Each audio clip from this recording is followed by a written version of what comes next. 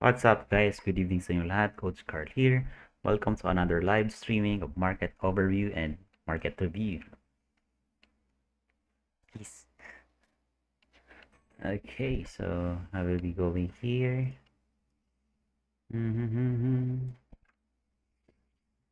Kamusta ang lahat?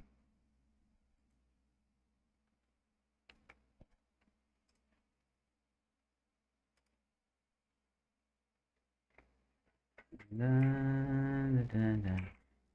Da, da, da, la, la, di, da.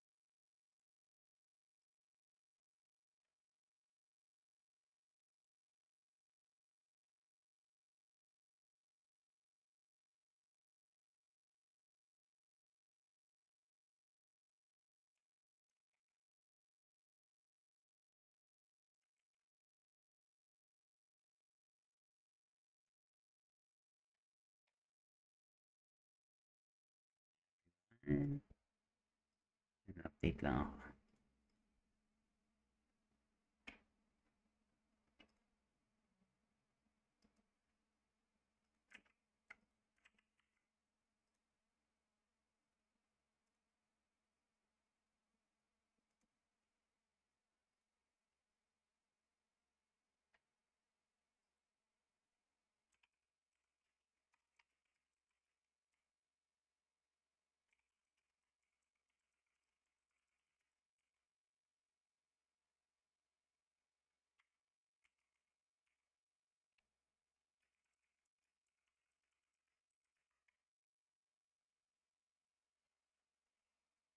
Okay. Check natin ang ating okay.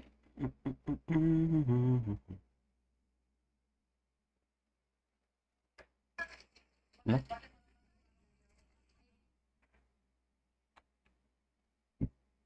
Hindi makita dito.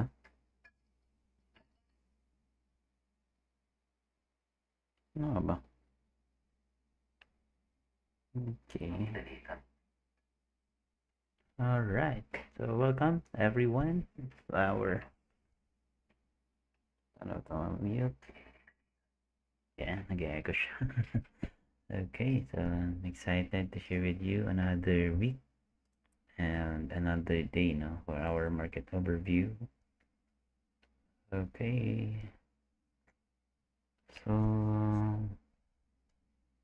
kamusta kayo dyan?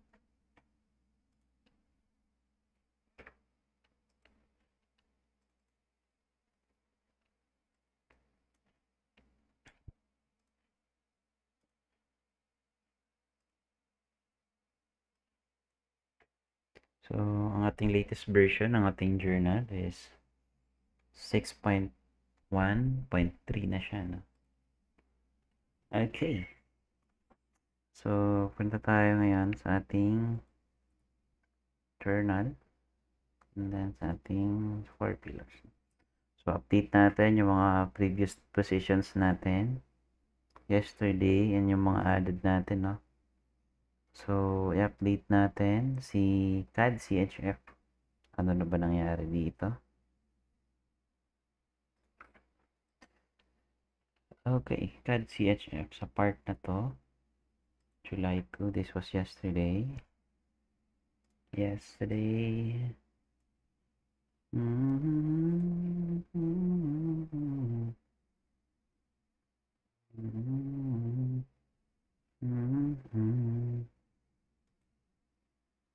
Okay. So, ito yung position natin.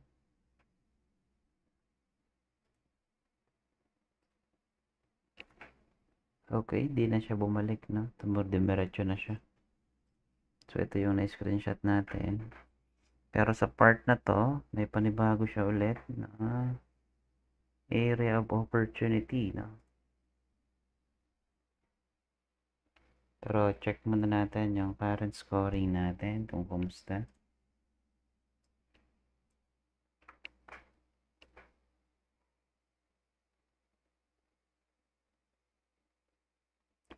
Okay.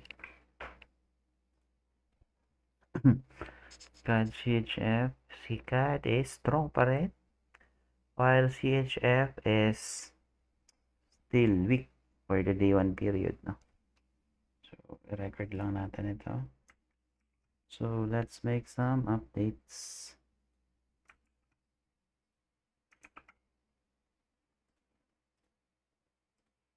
CAD CHF. Sa part na to, ito na yung scoring niya ngayon. Enter lang natin. Download.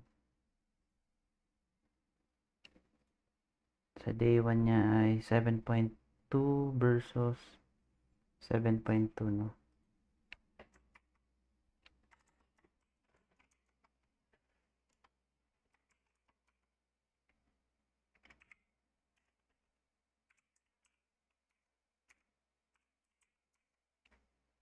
Okay, July 3, 2024.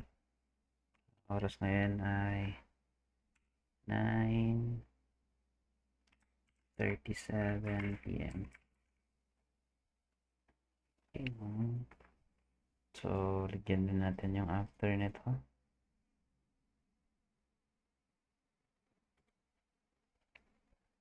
So, ito na siya. This is July 3, 2024. 9:38 p.m.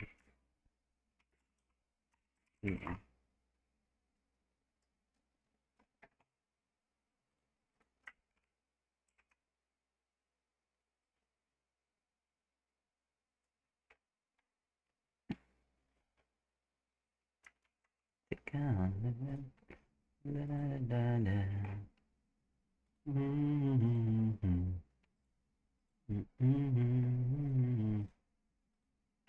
Okay, so ito yung before, ito yung after. Then, continuous, wala pa tayong position as of now. So, hanap tayo ng technical. So, yung news niya ay 4 pa, tapos 5, no? July 4 and July 5. So, 2 days pa rin. Hanap lang tayo sa technical side niya. Okay, hanap pa tayo. Sa part na to, level up. I-move ko na yung aking position. So, hanap tayo ng another pairs.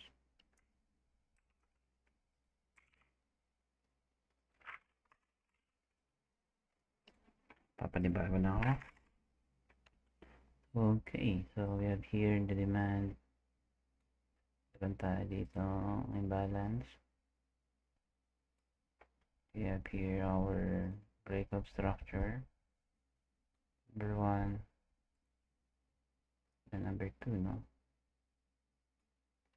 Then we have here the first resistance. Level 1 resistance.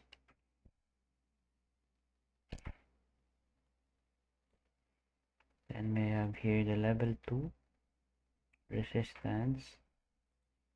Then level 4. So, yung Fibo level ko, I will be putting it here hanggang sa level 3 lang, no? So, ito hindi pa sobrang valid. Okay, no? We missed another opportunity for this setup. So, hopefully, bumalik pa siya. Pero yung score niya, bias natin. So, set tayo dito ulit ng buy limit. Stop loss ko dito.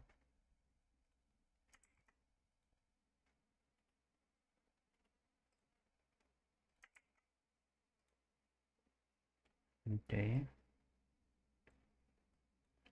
So, this is July 3, 2024. 9. Okay, 14 PM. So, meron tayong inad doon. So, meron tayong position dito. Pero hindi siya na-trigger, pero meron tayo ulit nakita. Where ito. Then, nakapaglagay na tayo dito ng GP1.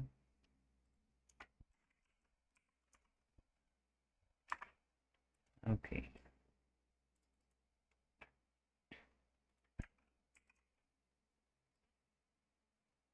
So, another position yon.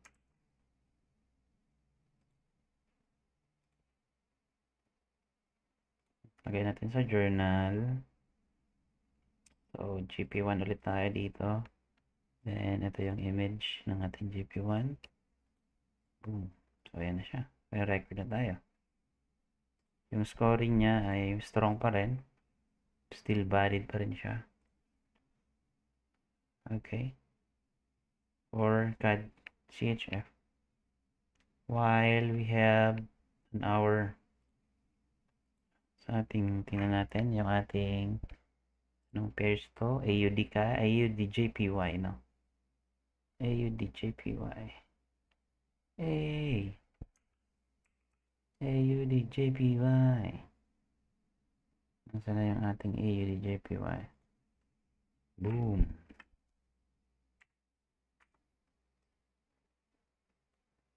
Yun na, lumipad na siya. Okay. Part na to, nakapasok ba tayo ng 1, 2 kahapon? Then, continuous na siya, no?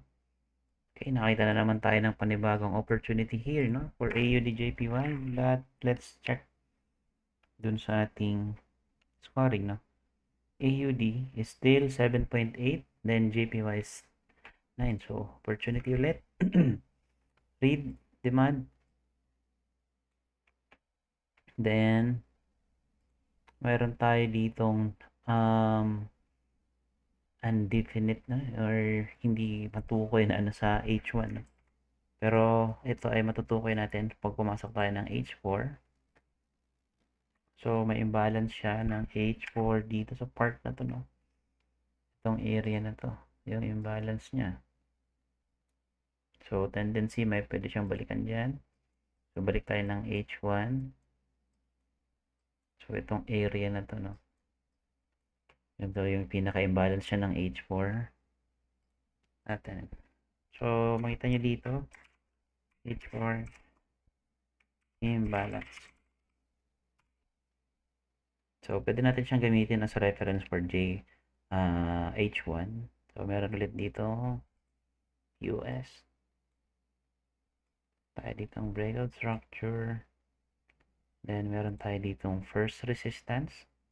Considered as break na siya. Ito yung second resistance natin. Then, Fibo level natin ay area na to. So, mag-add ulit tayo, no? So, application na ito ng GP1. Okay. Meron akong buy dito sa part dito sa baba. Ito, yung makikita nyo. Kailan pa to? So, ito ay June 26 na trigger, isa lang. So, nag-GP5 na ako dito. Then, another GP5 for these positions. So, yung stop loss nito, I will be moving here sa bago resistance level. Ay, sa bago. Oops, sorry. Ano yun? Ano to? Pati nag-move. Oh.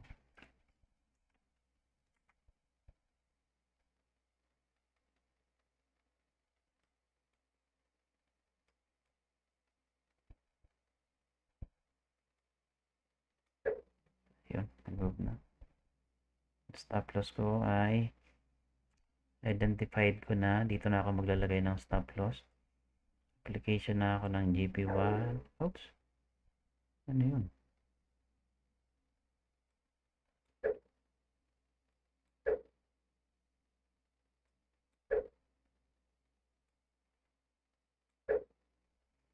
So, move na ako ng stop loss.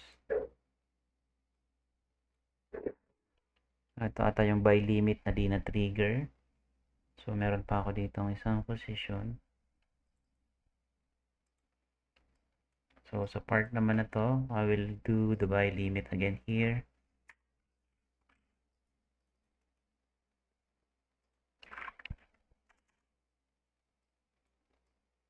Okay, so position ako dito ng 1 buy limit, 2 buy limit, and 3.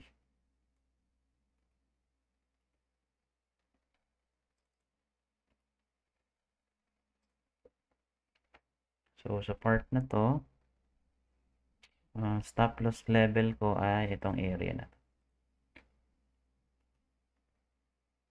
So, para mabilis yung makopy yung stop loss area nyo, right click nyo lang yan, tapos parameters, i-copy nyo yan. So, yun na yung i-edit nyo dito.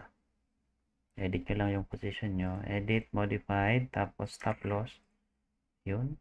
Then, modified. Modified. So, sa part na to, wala na akong risk, no? Zero risk na to. So, ngayon, meron naman akong available to risk, no? Pero, floating pa rin yung mga positions ko. Pero, ano na siya? Positive. So, sa part na to, screenshot ko na naman to. Ayan. Then, lalagyan ko na lang lagi yan ng date. Lagyan nyo lagi ng date para hindi kayo malito. Tapos, lagyan nyo ng pairs. AUD, JPY.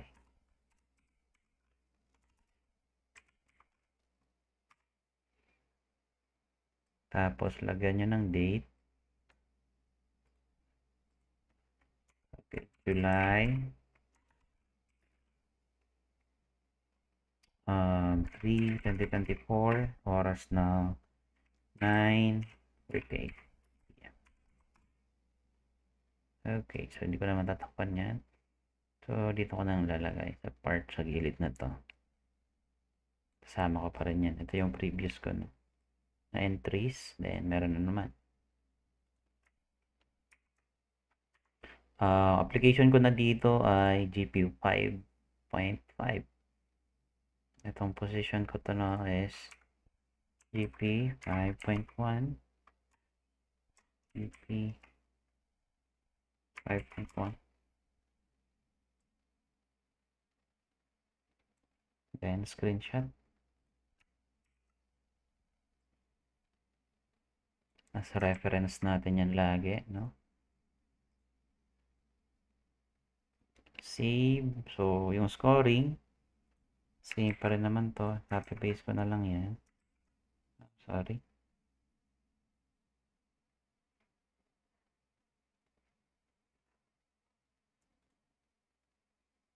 Scoring. So, AUD.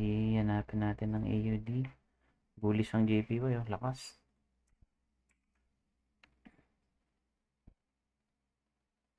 Sorry. Kunin din natin yung sentiment. So, JPY still. Lakas pa rin. Potentially, may pullback lang to. Magkaroon ng pullback. Save. Then, okay.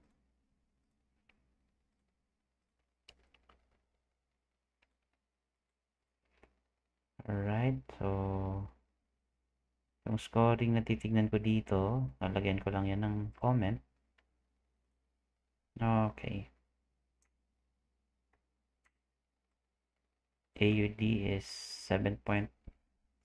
AUD is July 3, 2024, oras ng 9:50 PM. Tapos AUD is positives 7.2, then JPY is negative 9.9. Weak. Sobrang weak ang application ako ng new codes is 5.1. Then insert ko na dito yung inadd ko na code. Ito yan. Okay. Yan. Boom. So ayan ko na naman yan dyan. So dyan lang naglalaro, no, hanggat meron pa siyang momentum, yung cycle, lalaruin lang natin sila. So, we can hold the position for a long period of time na meron tayong confidence. So, as of now, excuse me, yung current floating trades ko is nasa 600 pips na. Pero nag-close na ako ng AUD CAD kanina. Ay, kagabi ba or kanina? Simply because nakita ko na yung scoring is nag-against na siya for this currency. Natin. So, medyo magulo na yung AUD CAD. Yan, nag-close na ako dito sa part na to. Kasi yung scoring ng CAD ay naging tumaas na din. So, yan yung isang sign ko. Yan, taas na siya. Paras na silang positive. So, maglalaro na lang to based kung ano yung growth nila in the market. Then, tingin tayo, no? Tingin pa tayo ng ibang pairs to trade. Euro, CAD, AUD, yun lang naman. NCD, wala pa masyado. So, as of now, yun yung opportunity nakikita natin in the market as of this moment.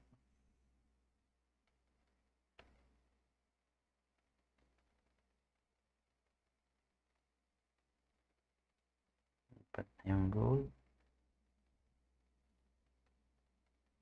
Okay. May iba din akong account na tinitrade to other currencies or asset. Pero ito yung focus natin for now because ito yung tinuturo ko sa CFX program.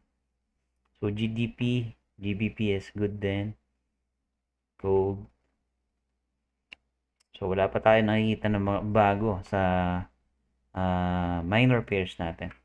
Kaya ito lang muna, no? So, tingin tayo dun sa ibang pairs or trades na meron tayo like AUD-CHF naman. Check natin, i-update natin si AUD-CHF. So, AUD-CHF natin, ano nangyari dito? So, meron tayo ditong posisyon. So, yan. Tingnan natin kung pasok ba ako dito? Sorry, tingnan natin. AUD-CHF. Oh, boom. Nasaan na yun? Nasaan yung reading natin ng AUD-CHF?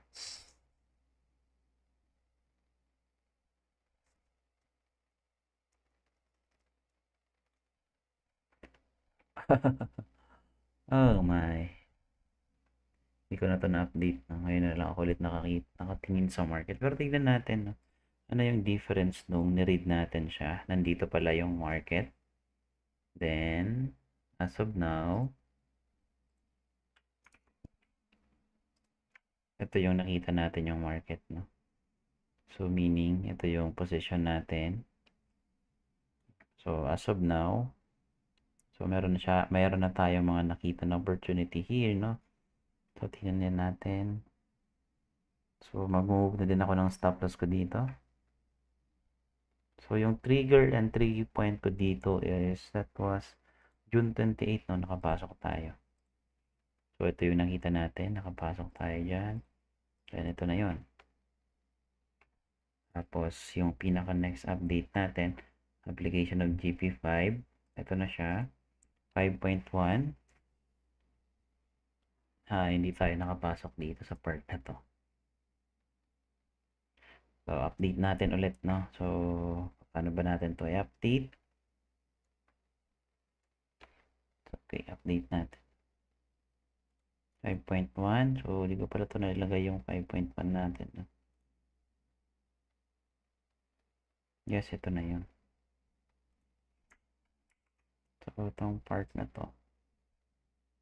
Ito yung kahapon, no? Sa part na yan. Kaya lang, hindi tayo nakapasok. Ganda sana pala to. Good for GP 5.3, no? 5.3 dapat. At least we know it.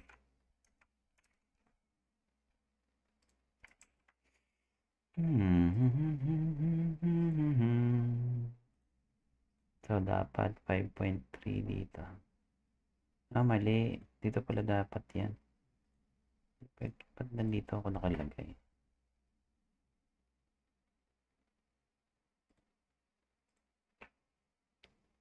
Baliktad ako. Tama ba? Yan. Dapat talaga may date dito. Hindi ko na nakita yung date dito. So, ngayon, tingnan natin yung market scoring. So, dito tayo dapat maglagay, no? Save pa rin natin ito. Yan.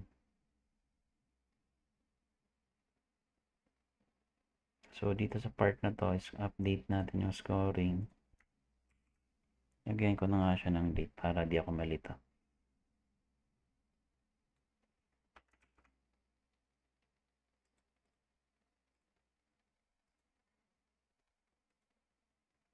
Scoring natin is AUD. So, tingnan natin sa average. Di pasok. CHF. So, punta tayo sa day 1, no? Day 1 pa rin. Positive 6.8 versus negative 7.7. Insert comment. July 3, 2024.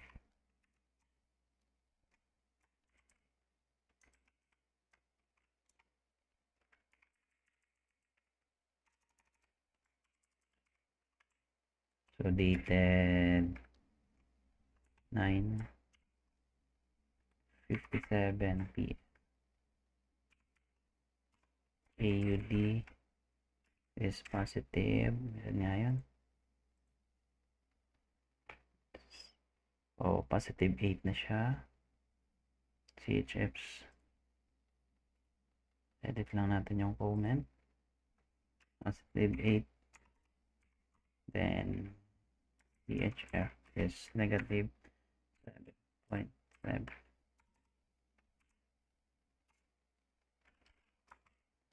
Okay. So, technical reading ulit tayo with the AUD CHF. So, dito na tayo sa part na to. So, ito yung pinaka-isa sa clear, no? Sa H1, walang masyadong clear. So, punta tayo ng H4. So, medyo magulo na to. So, magbubukas ako ng bagong chart. Pero ito, di ko muna yung buburahin, no? So, since meron pa ako mga position dyan. So, okay, no? Imbalance. So, part na to, break to. So, medyo alanganin pa dito sa part na yan.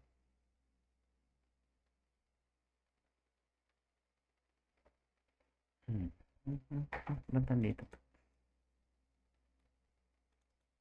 Okay. Ito, di pa masyadong clear for me, no? Medyo magulo siya.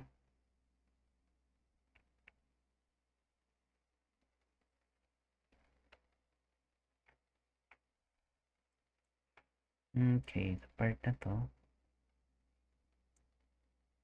medyo magulo sa H4. Tingin tayo ng ibang pairs ay chart para mas malinaw. So, ito yung position ko no, sa baba. Yan, kailan pa to? This was June 26 din. So, mag-move na ako ng stop loss dito sa part na to. Yan, so, mapapansin nyo, hindi ako basta-basta agad nag-move ng stop loss.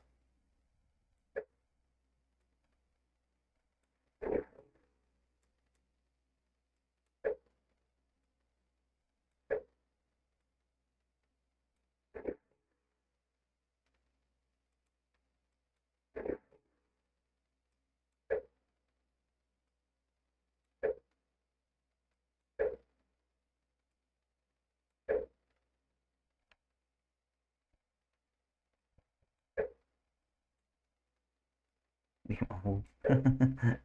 Palit nito.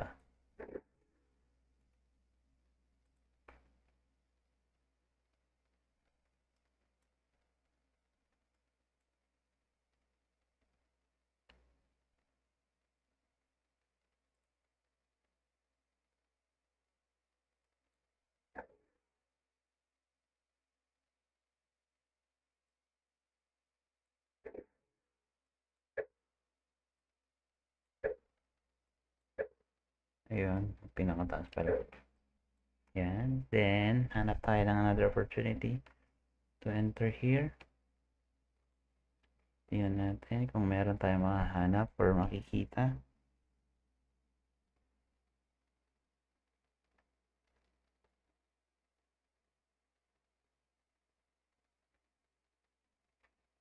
Euro 5 AUD lang naman. NCD, wala pa masyad.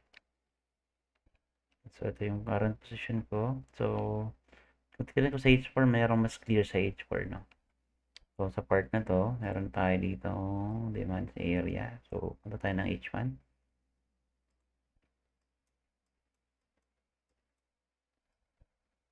So, itong area na to.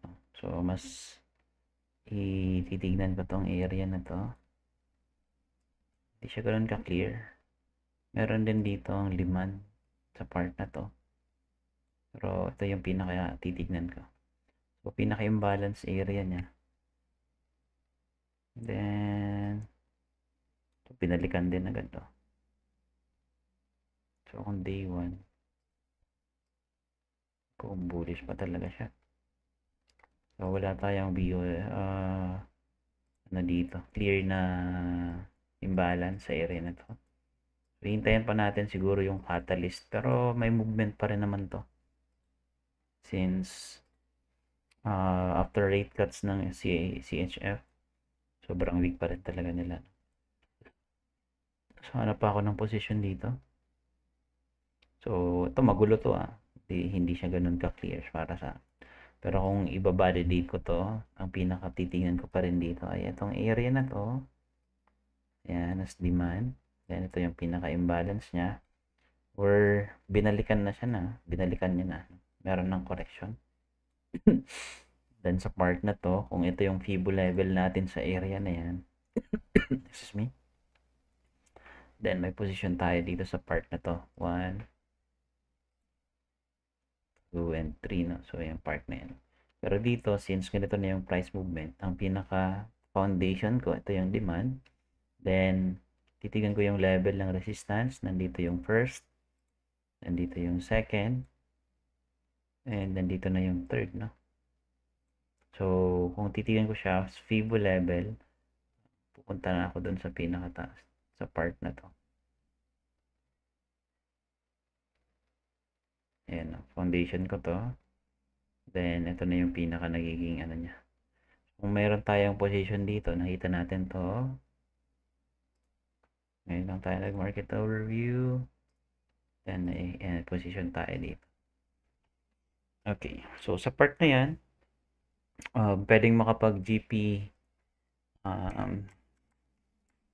GP 5.1 or GP 5.3 tayo sa area na to. Ayan.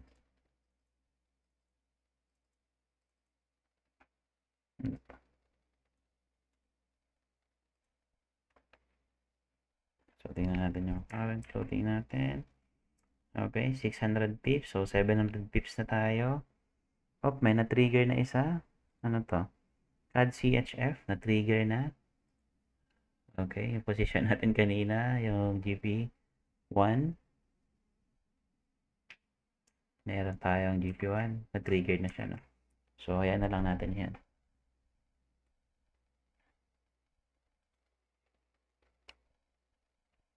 Okay.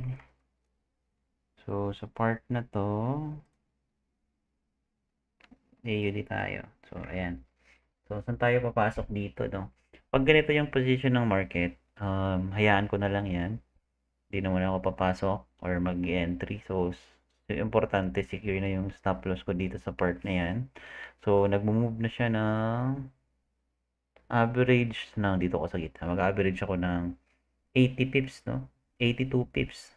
So, kung meron akong 82 pips times 4, so that would be, calculator natin.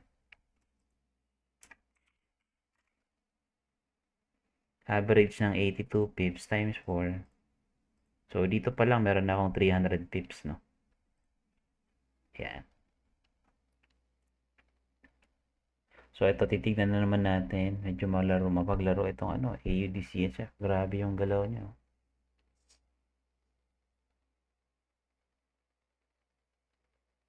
So, ano pa yung ibang positions natin? Ito na tayo sa chart. As of now, yan yung mga entries ko eh. AUDCHF, AUDJPY, CAD, CHF. So, bakit more on focus ako sa CHF is simply because yung market cycle is nasa ano sila? Nasa possible recession na or contraction, no? Nasa contraction sila, posibleng magkaroon ng recession. Okay, kaya weak sila ngayon. Simple because of rate cuts, cut interest rate.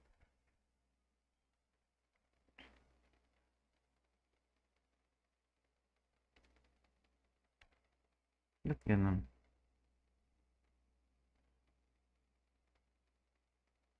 Ha?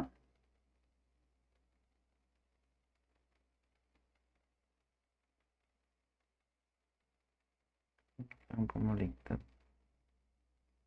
Ang galing naman.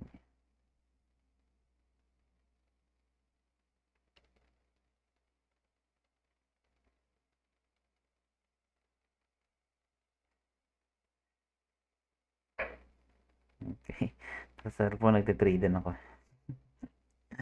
Nag-scalp ako or other ways or strategy na ginagawa ko din sa market. Ayan.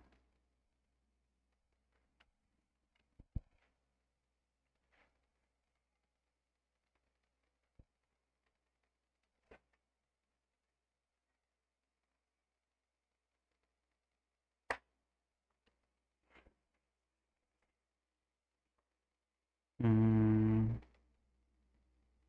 um,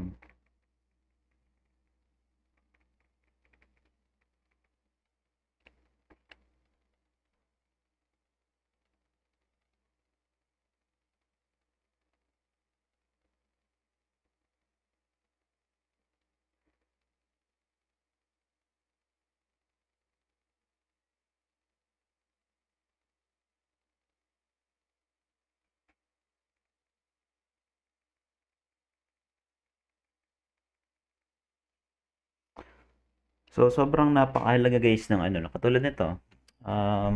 Marami pa akong ginagawa or activities outside market. No? Hindi ako sobrang tutok na tutok talaga dito. And kung mapapansin nyo, nakakapagturo pa ako. Meron akong mga one-on-one sessions, may group sessions, and I completely trade on my own strategy. So, ginagawa ko kung ano yung tinuturo ko sa inyo. And pinapakita ko sa inyo ano ba yung value ng mga records na to. Imagine nyo guys, no, meron kayong isang buwan na ganitong record. Tapos, history ng trades ninyo is nakita nyo yung from time to time. This is so very, very valuable for us as a trader. So, meron pala ako dito mga dinagdag, mga trading, ano ko. So, pwede ako dito sa CAD CHF, is trail stop. Sa AUD CHF naman, pwede ako mag close ng some position and then hold ko yung position ng iba. So, dito pala sa CAD, AUD CAD, is sinara ko na to. Yan o. Exit na ako dito sa part na to is simply because of the scoring. Yun yung pinaka batayan ko during this period na. So, scoring. Pwede ko maglagay dito ulit ng comment. Close all position due to changes. Yan. Strong. Momentum. So, okay. Ito yung mga trades ko dyan. Yan, no? So, yung development kasi nitong trading journal, actually, matagal ko na itong pinagpaplanuhan or itong i-add tong CFX 4 pillar sa journal para at least magamit din ninyo, no? Ito yung ano. Kasi sa akin, kumbaga, yung memory ko or yung way on how I trade is nasa isip ko na siya. Pero kayo dun sa part na inaaral nyo pa lang yung tinuturo ko, yung mga program na to. So, itong visualization ng data and makikita nyo from time to time ay sobrang halaga. Kasi magiging file and record nyo siya in the future, no, na kung saan pwede nyo balikan, no, yung mga previous trades niyo, yung mga data, and then ma-identify nyo saan ba yung mga mistakes, saan ba yung mga pagkakamali, and ano ba yung mga nangyari during that period. Ito raw sa goals ay hindi mapalitan, no? Ano nangyari? Okay naman sa akin.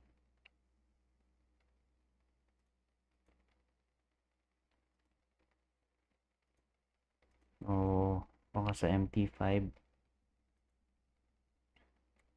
So, because of trading, are able to achieve our first car. Ayan, nakabili kami ng car. Dahil sa trading. Then, because of the trading, nakabili kami ng bahay last 2022. So, ayan, magto 2 years na din pala kami. At na-avail namin to. So, sobrang nagpapasalamat kami. To this kind of, nakapag-travel na din kami. And, ito yung sobra sa pinaka, sulit na sulit sa lahat talaga yung time freedom. Sobrang saya. Then, yung mga other, hindi pa naman namin na-achieve lahat na gusto namin. Pero we'll continue to strive and we are eager to learn kung ano pa yung mga dapat tayong matutunan. Pero ito pala guys, ito yung mga dinagdag ko dito sa part na to. Dito sa part na to, for example, kung nakakapag-save kayo ng, ito pala yung error. Nawala na yung drop down dito. So, ayan. Papalitan ko din pala to. Sample, nakakapag-save kayo ng 5,000. Ang dream goal nyo ay total of, ito sa part na to. Okay. Ito kasi yung dinagdag ko, no? So, nag-compute kasi yan, depende dun sa target nyo. For example, meron kayong capital na 1,000 USD. So, kung babalikan nyo yung goals ninyo, automatically, nagko-compute na yan dito. No? 164. So, kung makita nyo dito kung achievable ba talaga siya. Or hindi. Hindi siya nagko-compute, sorry. Ito ata yung mga error, no? So, ito yung, nakita ko pa. Hindi ko pa kasi ito na double check, pero ayan, i-fix natin yan. Okay. So, trading plan, okay na din ito. Trading plan setup natin. Sa mga naturuan ko nito, sobrang napaka-useful nito, especially kung nagsisimula pa lamang po kayo. Sobrang napakalaking bagay nito. So, 4 pillars. So, as of now, wala pa naman akong bagong record na may bibigay sa inyo or mapoprovide since all the data is ang mata ng market as of now is nasa AUD CAD and then CHF JPY. So, yun yung pinakamagandang opportunity na i-trade. But I give you a few insight with USD currently. Nasa weak side sila, no? So, if you're trading gold, that would be a good buy opportunity. So, if you want to trade gold, no, pero I do not advise this to those my apprentice, especially kung nakapag sa second session pa lang kayo, third session. So, we have different session with how to trade gold. And I hope maging patience kayo na aralin mo na. Aral. Yan yung pinaka-importante sa ngayon. Yan, na-trigger na yung isang position natin. Pero yung swap, no, nawala na yung swap dito sa aking Hindi ko alam kung bakit. Dapat positive swap to eh. Kasi mahina. Sa swap naman, para mas maintindihan nyo yung swap, is nakadepende kasi yan sa interest rate, no? Kung mas mataas sample, bigla nagkaroon ng lesson. Sample, swap, no? So, pag-usapan natin ang swap. Saan ba tayo pwede mag-ano dito? Okay, sa part na to, nag-trigger na siya. Tapos dito.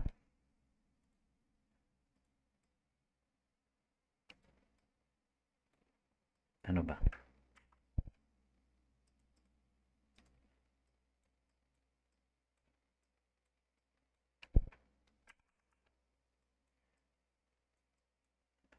Sana na lang, sa paint na lang tayo.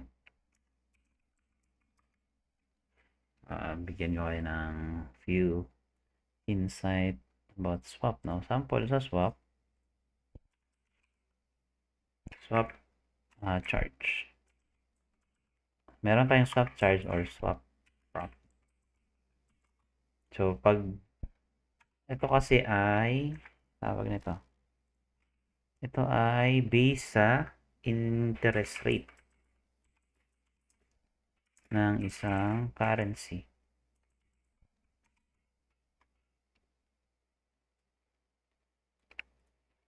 For example, si AUD is higher than CHF. Okay. Pag nag-buy ka,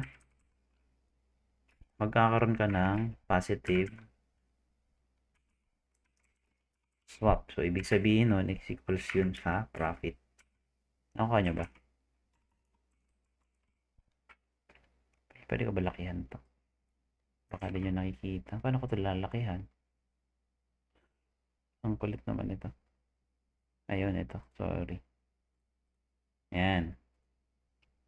Yan, sample yan, no? So, pag nakabuy ka, ay pag yung interest rate ng AUD is mas mataas sa CHF, tapos nakabuy ka, that is positive swap or profit. Pero pag si AUD is lower interest rate than CHF, tapos nakabuy ka, that is your negative swap charge. So, yung swap is that is an overnight, no? Ang charging nila, depende yun eh. Meron yung date, no? Depende yan sa broker.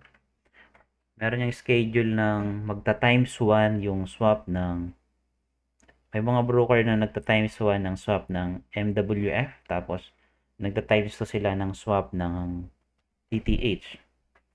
Okay? So, pag yung current position mo ay sample, naka-trade ka ng 11, tapos 11 PM, tapos automatic yan. Pag lumagpas siya ng 12, automatic charge na siya as swap. No? Hindi siya tinitignan as 24 hours. Kinoconsider siya as overnight. No? Para kang nag-park sa SM, tapos iniwan mo yung kotse mo doon. So, mas meron din charge yun. So, for example naman, si CHF is higher interest rate than AUD, tapos naka-sell ka, that is your negative swap. Huwag kayo malilito dyan, no? So, charge pa rin yun. Kasi instead na buying, yung ginawa mo, nag-sell ka, no? So, ibig sabihin nun, binibenta mo si CHF, tapos nagbabay ka ng AUD. Okay? So, mababa pa rin yung interest rate kasi ni AUD than CHF.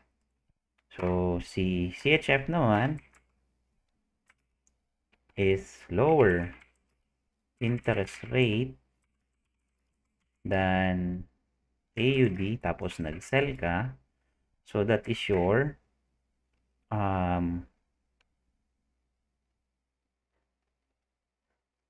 okay. Tama ba? Tama ba? Medyo pati ako nalilito dito. Okay, lower interest rate than AUD tapos nag-sell ka. Then, that is your negative swap pa rin siya, no?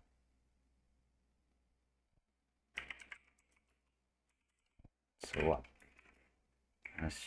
Consider as charge pa rin siya. Okay? So, dapat, pag nag-buy ka ng CHF, dapat CHF is higher interest rate than AUD. Tapos nag-buy ka. Okay.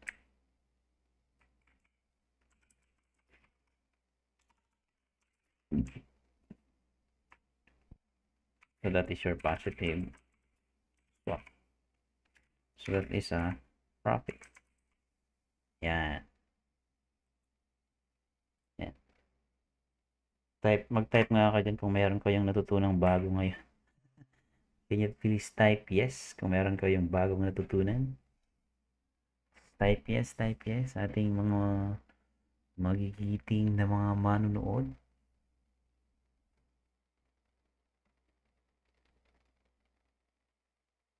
Yan. Nangyari dito.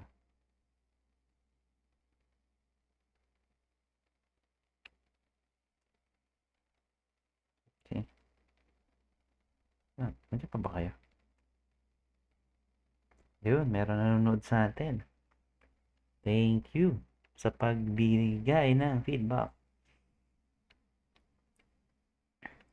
So, ayun, nandito din si Sir. Ayun. So, kaya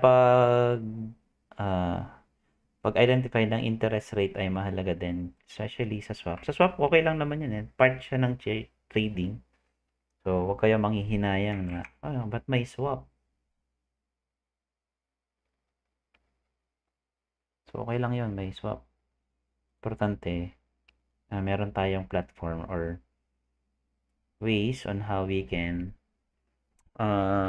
navigate or enter in the market, no? Nandito din ang ating mga classmates. Hello! Identify natin kung sino ating mga nanonood.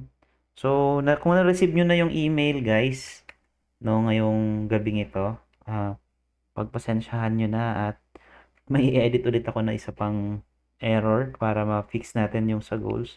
So, magre-resend na lang po ako ngayon bago ako matulog para makapag-start na kayo dun sa ating journaling.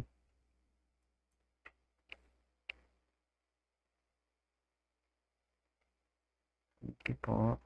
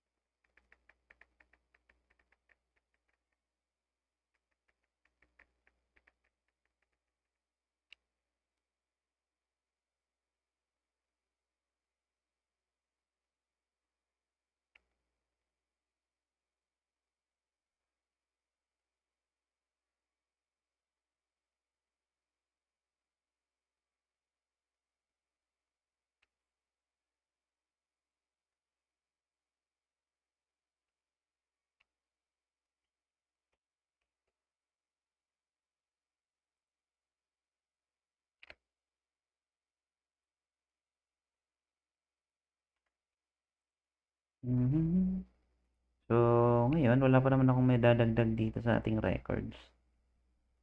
So, part na to. July. Saka ko na lang siguro i-record dito pag yung ating other peers na pwedeng i-trade. Kasi baka i-try nyo, isubukan nyo, tapos hindi nyo pa alam paano i-trade, no? So, ignore nyo lang muna tong GBP Euro na yan. And then USD, hayaan nyo lang yan. Tapos BTC. Tapos gold, wag nyo na munang pansinin yan. Ang pinaka main objective natin is maintindihan nyo at makabuo kayo ng at least market cycle. At naiintindihan nyo na talaga on how it works. And paano ba dapat talaga siya i-trade or i-handle, no?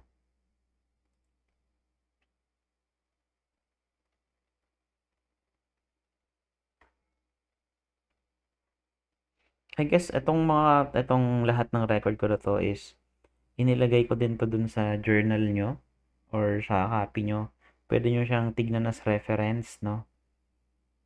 So, para at least meron kayong way or alam paano dapat ito gamitin. So, itong mga ginawa ko dito na trades is pwede nyo siyang tignan as reference. No?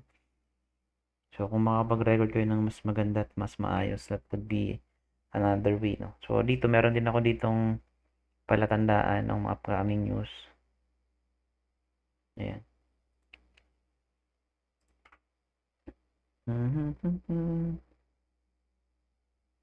So, yes, that would be all, guys. So, hindi na ako sobrang magtatagal ngayon. So, since mayroon tayong market overview and nakakita na tayo ng other opportunity to trade, no?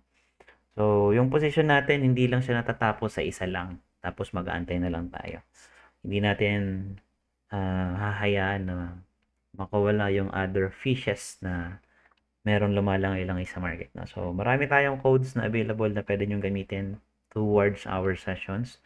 Then, once na naintindihan nyo na siya at maunawa nyo na paano ba dapat gamitin siya. So, that would be another skills for you to use. Maraming salamat, guys, and maraming salamat sa pagsama sa akin ngayong gabi ito. And I guess bukas ulit, no? Gusto niyo pa ba bukas? Can you please type yes kung gusto niyo pa ng ganitong live streaming natin?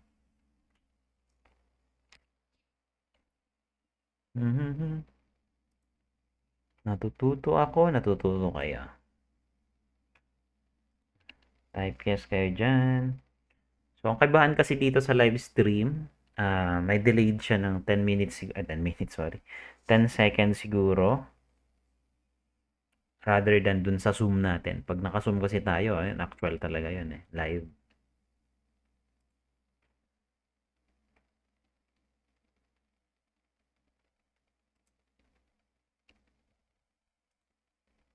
So, ito. Fix ko na to.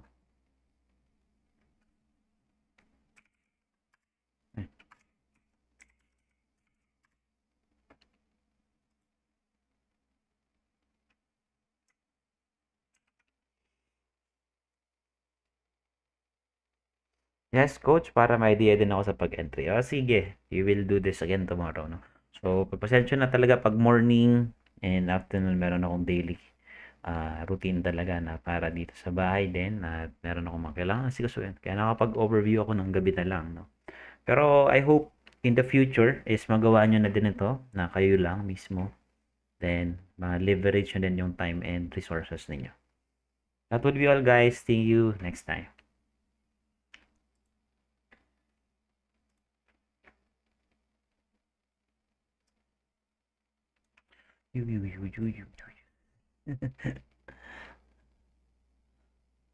Ay.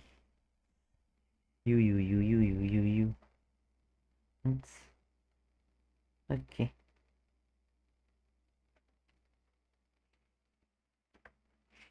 Alright, that would be all. Thank you, guys.